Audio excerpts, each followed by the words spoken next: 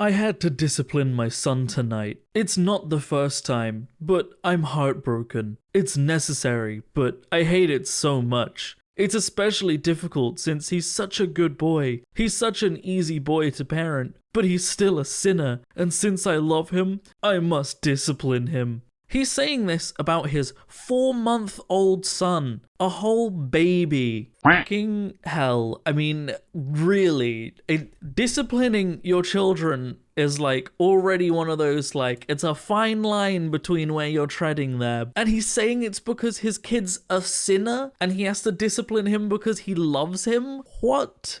It's a 4-month-old baby. I'm blown away by this. But also, you know, looking at religious reasons, does God not say that it's on him to punish sinners, not on people? Pretty sure it says that. Special thank you to my YouTube members and patrons for supporting the channel and supporting my content.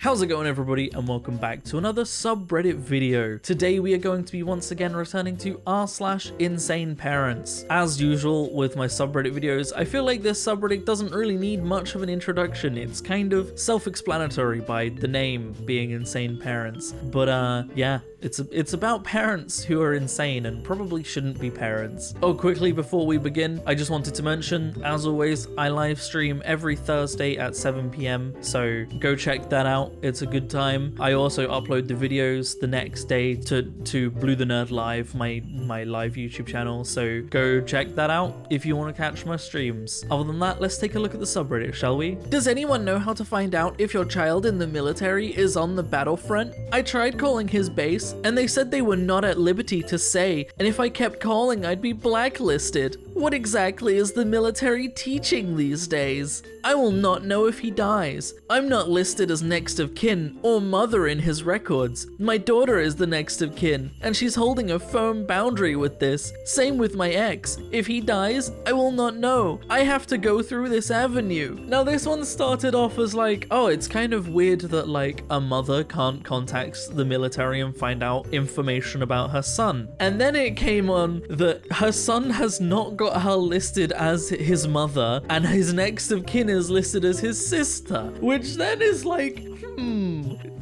there's clearly something going on here. Like, what we basically have, and then the sister holding a firm boundary with not giving her any information about the woman's son, and also her ex doing the same thing. So it's like, what it sounds like here is a mother was estranged by her son and family, and is trying to break that estrangement and cross boundaries by finding out information and contacting her son against his will. Big yikes.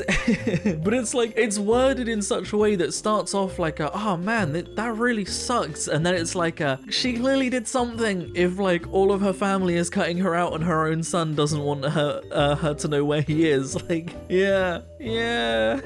I'm 25. I haven't seen my mum in 5 years, and she invited herself to my house for a week without asking. We aren't technically estranged, but I purposely have minimal contact with her for my own sanity, because of interactions like this. She hasn't tried to visit me in the 5 years either, and I'm not sure why, but now she's suddenly messaging me every day about visiting. I said that's fine, and confirmed the dates would be fine, although I'm working and in school. She said she would be staying with her friend, but as soon as she bought flights, that fell through, and she started saying she would just stay on my couch for a week. This is the result of me trying to set a boundary about asking first. Maybe I was too harsh? I don't know. Good morning, sweetheart. I'm excited to see you. Me too. Did your friend say if you can stay there? He's at work. I haven't been able to ask him yet. You don't want me there? You didn't even ask me if you could stay here. And no, I don't really have a place for you to stay. Oh, okay. Sorry, I didn't think I need to ask. If you don't want me to visit, just say so.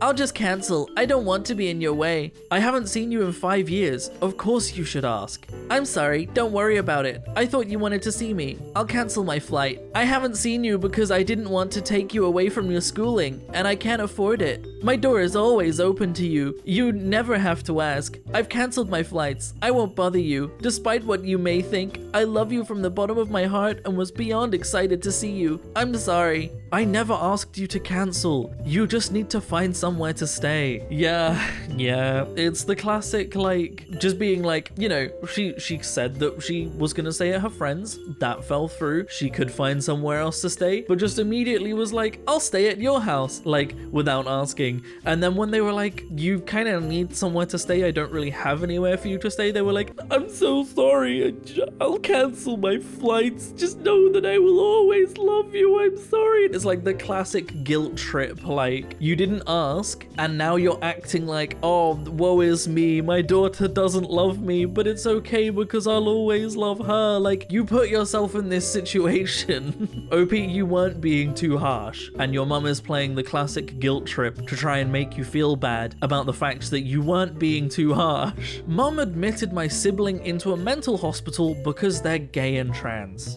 What choice do I even have with her but impatient, where they will just tell her to just be gay and it's abusive not to accept it, etc. I don't know. I genuinely don't know. Me either. I can't just send her to school like nothing is wrong and let her go making out with girls. I can't trust she won't just kill herself at home. I think I'll take her to this place and admit her until I know what to do. It's wild, right? That in this mother's mind, she's even presented herself with two scenarios, being, I accept my child for who they are, or my child kills themselves out of feeling like they will never be accepted for who they are. And rather than being like, maybe I should accept my child for who they are, they're like, nah, to avoid all of this, I'm just going to admit my child to a mental hospital to just keep them out of harm's way. Basically, this mother has valued the fact that she would rather her child not be gay over her child not kill herself. Like, that's where we've ended up with this. Her child is at risk of her killing herself, and rather than accept her child for who they are to prevent that, she would rather admit that child to a mental hospital. She would rather put that child through risks, affect that child's mental health, do all of those things, than just accept that that child is who that child is. What a great parent, am I right? My estranged sister talking to her 18-year-old. My sister has always been a horrible mother to all 5 of her children. A drug addict for a very long time, abusive, manipulative. She's had CPS called on her countless times. This is from yesterday. It was to her 18-year-old daughter about the phone bill. 5 children as well. Good God. 1 was clearly too many with this person, and you'll see why. Stop hurting. Stop being so selfish. You know that we can't afford this. I promise you, I swear to God, if you don't fucking send me the money, I'm gonna kill myself and it's gonna be your fault. Then you'll have to come down here and help him. The body said I'm fucking dead. I don't give a fuck anymore. I will fucking kill myself right fucking now. Do you understand me? I don't want to die. I want to die so bad. Just please give me a reason, because I don't want to live anymore. Because I don't want to fucking live anymore. I will fucking do it. I will fucking do it if you don't send me the goddamn money because you can't afford your stupid ass fucking phone bill. I will fucking when I'm dead. It's your fault because you're so fucking selfish. Then you'll have to come down here for my funeral. I need the money. I hate you. I fucking hate you, you selfish little bitch. You keep ignoring me. Keep fucking ignoring me, Kaylee, you stupid bitch, selfish motherfucker. Pay your fucking bills, Kaylee. Pay your goddamn bills, Kaylee. You're not our fucking family anymore, you stupid bitch. Do you want to hang up on me? This is what you fucking gave me because I needed you, just like when you and Chastity fucking made fun of me. I need the fucking phone. I need the fuck stem phone. Make fun of that stupid bitch. Selfish fucking bitch. God. It's just the fact that it's constantly ongoing. But also, she's not a part of the family anymore. You said that yourself there, so like, she doesn't have to give you the money anymore. Like, you've just said that she's not a part of the family anymore. I guess that's her responsibility gone. Easy. Done. Solved. Oh God. But how could anyone, especially a parent, think it's okay to talk to anyone like this, let alone their own child? Good God. But also, the irony of someone with 5 children, 5 fucking children, calling one of their children Chastity. Are you fucking kidding me? That's incredible. Hey mom, are you still picking me up? I can't. Call your dad. Are you f***ing serious? Why didn't you tell me earlier? It's none of your business. Call your dad and tell him to pick you up. I'm busy. Mom, you were supposed to be here like 10 minutes ago. Why didn't you tell me earlier? Just call your dad. You're lucky I even dropped you off with how difficult you've been being. Mom, he won't pick up. What are you even doing that's so important? It's none of your f***ing business. Mom, he won't pick up. What am I supposed to do? Mom. My mum was too busy doing drugs to pick me up from the mall that's a 2-hour walk away from my house when it was 32 degrees Fahrenheit. I love the not only the mum being like, oh, I know that I agreed to pick you up and bailed without telling you and without leaving you with any other options, but it's none of your business. Like, okay, she doesn't need to know why you had to bail, but she should know why you didn't tell her that you had to bail 10 minutes after you were supposed to pick her up, and she contacted you, and then she has the audacity to be like, you're lucky I even dropped you off with how difficult you're being. With how difficult she's being, you just stranded her without telling her and told her it's none of her business when she asked where you were. Once again, people that just should not be parents at all. God, this just viscerally makes me angry. Conversations and people like this just frustrate me endlessly. It's so annoying. WTF did you do to my phone last night? How many times have I told you not to change your phone password? This is unacceptable behavior. You have to respect me. I work hard to pay for this phone. Now look at what you've made me do. Before we even continue, look at what you've made me do is just straight up a staple of abusive statements. Look at what you've made me do. There is not a single person that has ever said that and it not be in an abusive context. Like, ever. You've literally never once told me I couldn't change it. You're crazy. You want to see crazy? You can go and live with them from now on if you want to act this way. Don't come in my room at night anymore. Do I have to add that I'm 18? Would love to go anywhere else, but living at home is the only way I can afford college right now. God, the psychopathic behavior of smashing up a phone because they couldn't get into it because they didn't know your password. You, a fully grown adult, they didn't know your password to get into your phone, and rather than be a normal human being and leave it, but a normal human being wouldn't be trying to sneak into your phone at night, but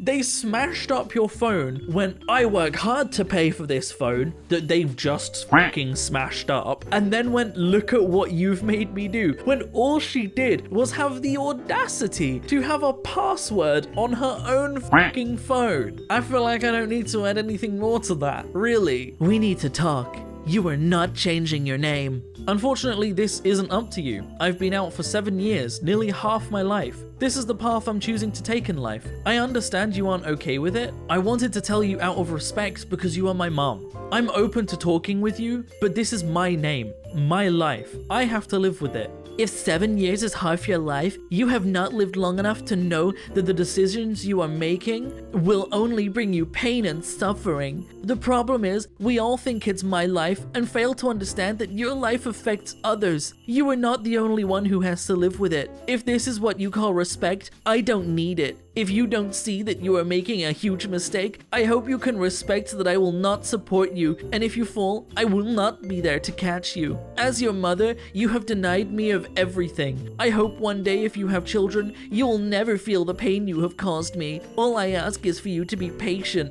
not a mother. Straight up, what you have just said here is, if you make mistakes, I will not catch you. Regardless of whether you agree with the choice that this person is making, as a mother, you should be there to catch your child's mistakes. That's what it is to be a mother. That's the point. It's not just, I'll only catch you if the mistakes you make are mistakes that I approve of. No, that's not how unconditional motherly love works. This mother never loved her child, because if she did, she would be there to support her child in the choices they make and be there to support them if they end up being mistakes. The fact of the matter is, that child has been out out for 7 years. Pretty sure they fucking know by now if that's the right choice for them. Second of all, changing your name is less than £20 on fucking deed poll. It's less than £20. You can change your name back. That's not like my entire life is over because I changed my name and I regret it. I will never be able to change my name back. No,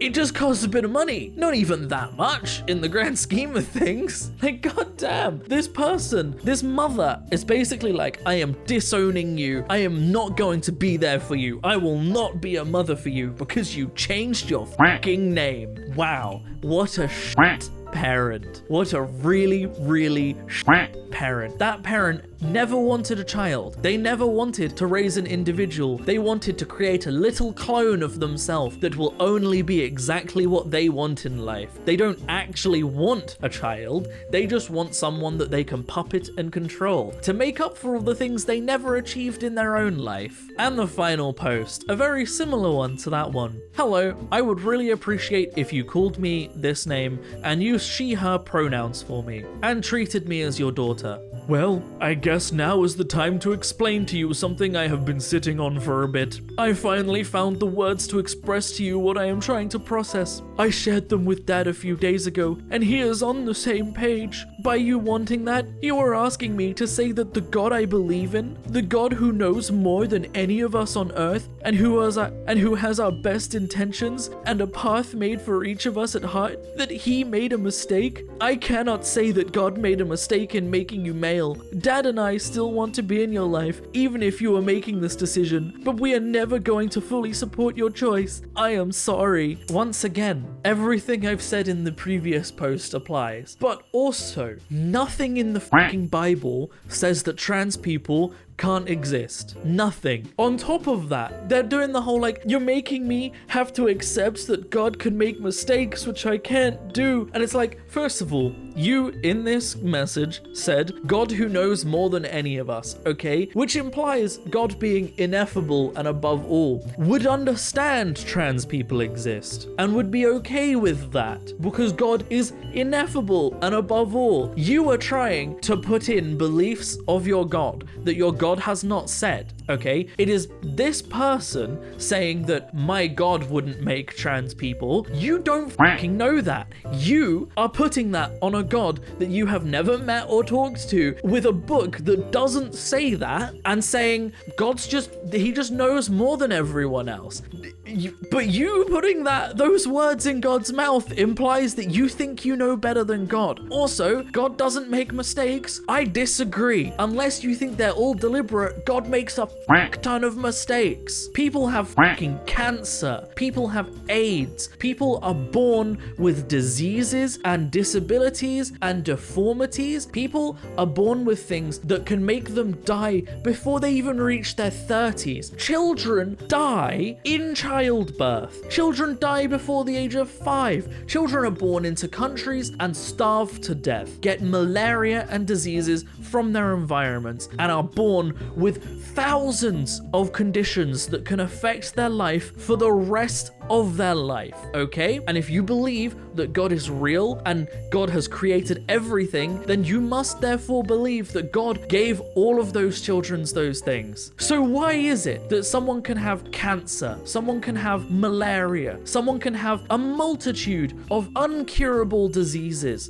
but the second someone has something as harmless as being trans, okay? Something that is literally solved by that person just living the way they feel most comfortable, suddenly that is an insult to God, and God can never stand by it because God knows better than trans people. God has never said anything against trans people. However, God hates trans people. It's just fucking absurd. These people don't understand their own book. They don't understand the claims they're making. In their own fucking book, it said that God loves and forgives everybody, right? But no, trans trans and queer people, f them, am I right? It's just absurd. It's absolutely fucking absurd. And these people never ever see the error in their ways. They never see the counterintuitiveness of their thought process. They never see the fact that what they believe and what they project are clashing and totally opposed to each other, and instead would rather push this ridiculous transphobic narrative on their own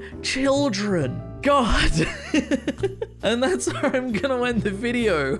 I cannot think of a better place to end it than on that rant. Thank you for watching, everybody. I hope you have enjoyed. I hope that any of the things I have said can maybe help people come to terms with or put words to how they feel when it comes to dealing with people and family members who are like this. I hope that it gives you ammunition in arguments against family members like this, because those family members do not practice what they preach, okay? And what they preach is vehemently against the book that they propose to be the true book about God. So I hope that this helps people. I hope you can look at these arguments and go, yeah, actually, yeah, that makes sense. Or those people don't make sense, and now I can put to words why. Also, if anybody has things to add about that, add them in the comments, because I'd love to broaden my view on that. I'd love to add things to those arguments.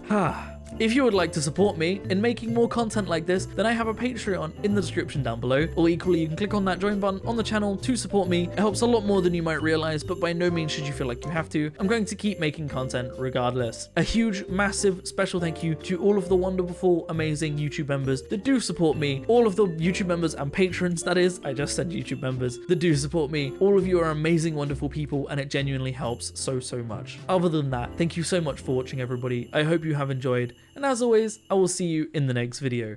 Peace out.